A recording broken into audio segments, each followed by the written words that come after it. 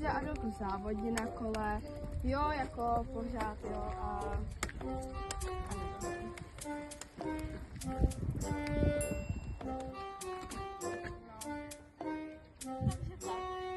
Hej, Beky, na mě to nebaví tady na cestě, já jedu do pole. Jo. No to nebavím, žízeň. Až ty smrkat, jo, zastavuju.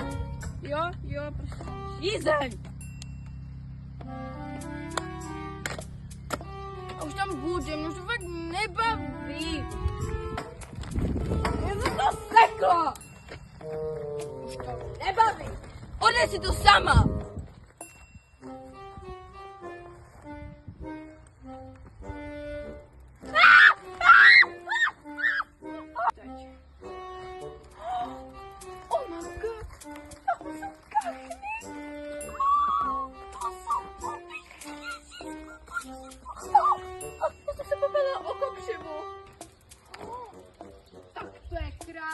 Tady bych se měla zastavit a měla bych to tady úplně vyportrétovat, namalovat.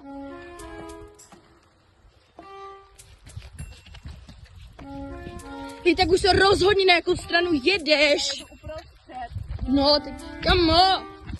Adelo, dívej, tam je úplně pěkný pole, jo? A tady je prostě nějaký potok a takhle tam jsou kačely. A prostě jo, Hej, tak ale tak, kamo, tam je racek. Tam je prostě racek.